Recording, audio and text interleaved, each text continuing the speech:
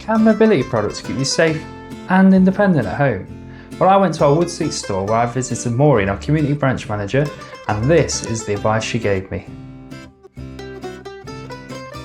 Hey Maureen, you alright? Yes, fine, thanks Tim. You? Yes, good, thank you. So Maureen, tell me a bit about your role. What's it involve? Well, basically, I'm here to sort of help and advise people if they've got any issues with what they need for family members. Sometimes they come in and they know exactly what they want. If the family member's been in for a while, they'll come in, they'll get it. We do get a lot of people come in that it's all new to them. Family members maybe gone into hospital and then come out and then they need care or they need special equipment. So it's nice for them to come in, have a chat, and we can talk about what we've got that can help them and everything like that. So how would you say mobility then improves someone's independence or reopens the world? I think as opposed to improves their independence, what happens is with a lot of mobility products, it makes it easier for them to stay in their own home. So they've got their familiar surroundings. With special equipment, they can stay there longer, so they can keep their independence. And independence is a big thing for their self-esteem and things like that. I think if they think they're relying on somebody, then it can affect them that way. Whereas it keep them independent, get them doing as much as they can themselves, and they're better. So how would you go about matching the right product for the right person? You know, are you driven to sell the most expensive product all the time? Or? No.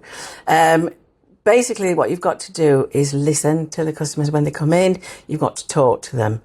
By talking to them, you get to know what their needs will be. Sometimes, say, for instance, with a rollator, the cheapest rollator may not be the best, but then they don't have to go and get the most expensive rollator if the one that's, the next step down is going to be suitable. I suppose that happens a lot with mobility scooters as well. Exactly. You might not want the heaviest, biggest, fastest. That's it. You've got to listen to where they're going to go. The questions I ask is where they're going to be using it.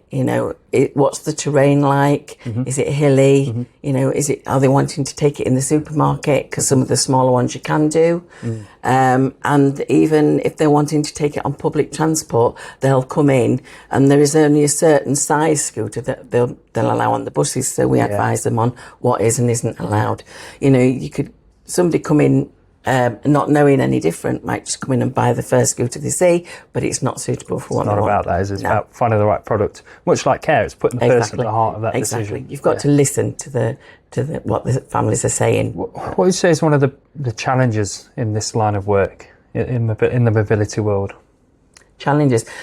There's a lot. There are a lot of challenges, and I think, people sort of have a look online and they think, oh yeah, that's going to be great. And our challenge is getting them through the doors so that we can show them the products and advise them that, what's going to be suitable for them. Yeah. Because the amount of people that they'll buy hastily online and then it's not right, it's not suitable. Something else. Even with the shop, they'll see it advertised on the TV, we'll order it in store for them and it might not be suitable. But at least here, they've got somebody that they can come in, they can talk to, and they've got somewhere they can go back to if it's not right. Whereas online, it's not so easy. It's not so easy to get hold of somebody for any advice or help. So Maureen, you've been involved in both care and mobility in your 10 years with Premier Community. How do both of those things fit together?